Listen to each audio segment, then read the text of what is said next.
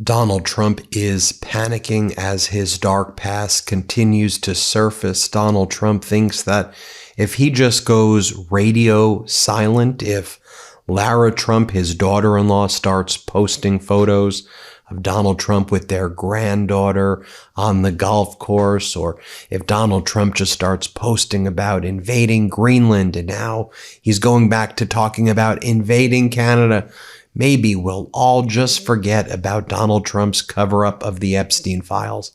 We are not forgetting. Let's be crystal clear.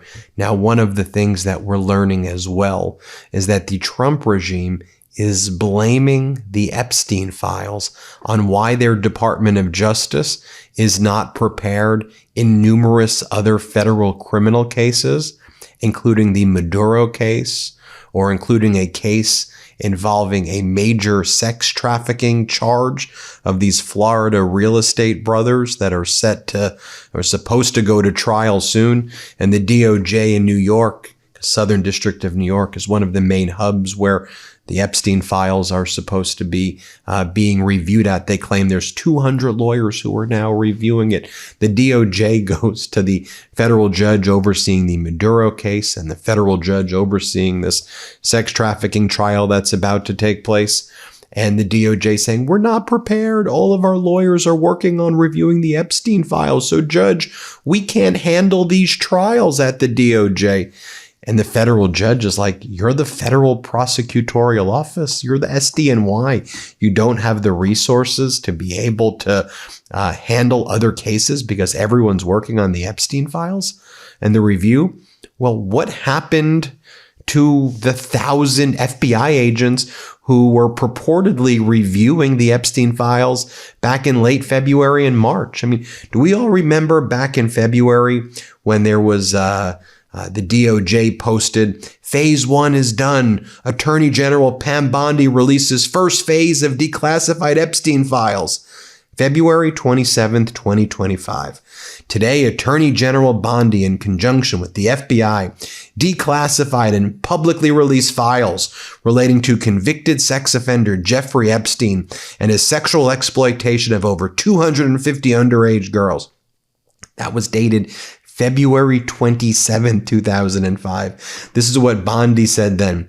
The DOJ is following through on Trump's commitment to transparency and lifting the veil on the disgusting actions of Epstein and his co-conspirators. The first phase of files released today sheds light on Epstein's extensive network and begins to provide the public with long overdue accountability. Then Kash Patel said, the FBI is entering a new era, one that will be defined by integrity, accountability, and the unwavering pursuit of justice. Hat tip, by the way, to Bloomberg, their great reporter Jason Leopold.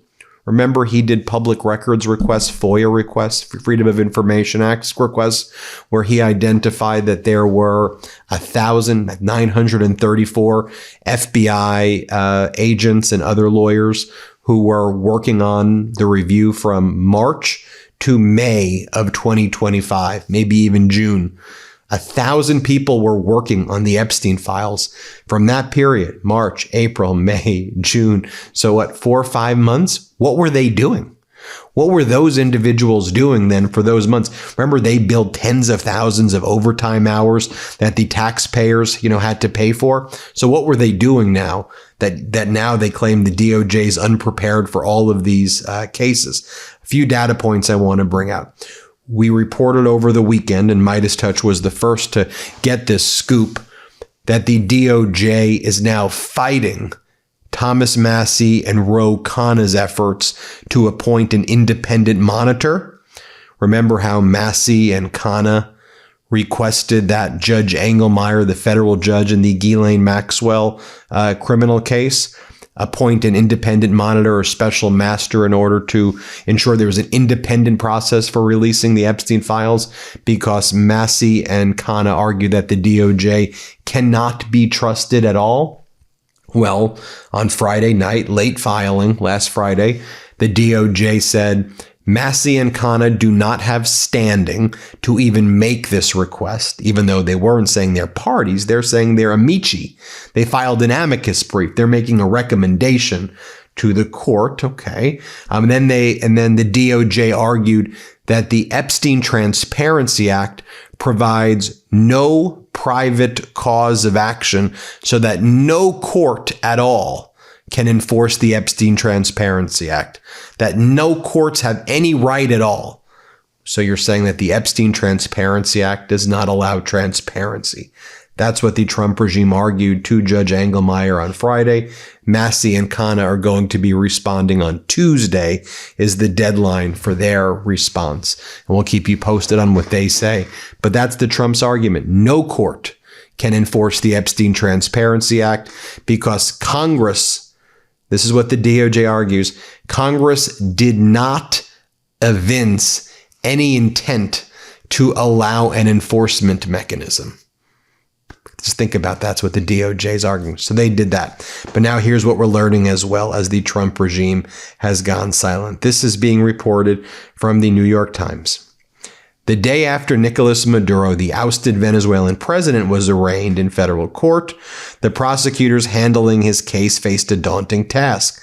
Their challenge had nothing to do with narco-terrorism charges. It said that their work had been diverted to apparently the Epstein file document review. Attorney General Pam Bondi said in a letter that nearly 2/3 of the 200 lawyers in that office, the Southern District of New York, were spending all or most of their workday reviewing the Epstein files. Then what were they doing February, March, April, May, June, July, August, September, October, November? What were they doing all of those months when were they not working on those months? It goes on to talk about how at least 5 prosecutors are assigned to the case. And at the arraignment, the judge set the next hearing for March 17th, presumably leaving the lawyers some time to work on the Epstein documents. But the diversion of resources seems to be affecting other cases. This week, on the eve of a high-profile sex trafficking trial involving 2 celebrity real estate brokers and their brothers, a defense lawyer complained that the government had not yet finished reviewing seized evidence for materials that had to be turned over to the defendants. They have half of the U.S. Attorney's Office on the Epstein files, the lawyer Tenny Garrigo said. We have a trial starting next week, Your Honor. The judge, Valerie Caproni, suggested that perhaps a few people could be sprung from their Epstein obligations to fulfill the government's responsibilities in this sex trafficking case. That seems reasonable, the judge added, given the fact that these people are on trial and Epstein is dead. So not only is the DOJ covering up a child sex trafficking ring, but in an active sex trafficking allegations case, the DOJ saying they're not prepared to handle the prosecution involving allegations of sex trafficking because they claim they're involved in a document review for a sex trafficking case where they are covering up the Epstein files. Do you see what's going on here? And it goes on to talk about how, apparently there are no resources that the DOJ says they don't. And this, again, is on top of the fact that there have been 3,000 people who have quit working at the Department of Justice in the past year or so, by far more than any administration. So I want to remind everybody this as well, though, because I think this is an important thing that goes overlooked. Pull up this fact sheet right here that the DOJ put back on December 21st. And to me, this fact sheet is so telling because the DOJ is throwing all of the federal courts under the bus. And the DOJ is like, we would have been able to produce all of these Epstein files if you pesky courts didn't slow us down. It's all your fault, courts. And we would have been able to do everything but for you. Here, pull it open right here. Fact sheet, the Epstein files released. This is December 21st. Thanks to court seals being lifted as a result of Trump enacting the Epstein Transparency Act, the Department of Justice is releasing thousands of pages of photos and other material related to Jeffrey Epstein. This goes on to say something like, prior to Trump's enactment of the Epstein Transparency Act, various judges declined the Trump Department of Justice's request to unseal Epstein-related material. The enactment of the new law gave the judges a legal predicate they found sufficient for granting the Trump administration standing requests before the courts to unseal the files. The Department of Justice has hundreds of thousands of pages of material to release, including material that must comply with the court orders. These court orders can slow the Department of Justice's ability to review and redact material, but will not prevent the release of this material. The Department of Justice has more than 200 lawyers working around the clock reviewing each individual file to release. Well, then why aren't you doing what's called rolling dot? First off, do you see how they blame the judges? It's not the judge's fault. It's the Trump regime's fault. Why would it be the judge? The judges under seal orders have nothing to do with this. So if I were a judge in the Southern District of New York, I'd be pissed. The Trump regime's blaming you for their own crimes. I think that's a big deal right there.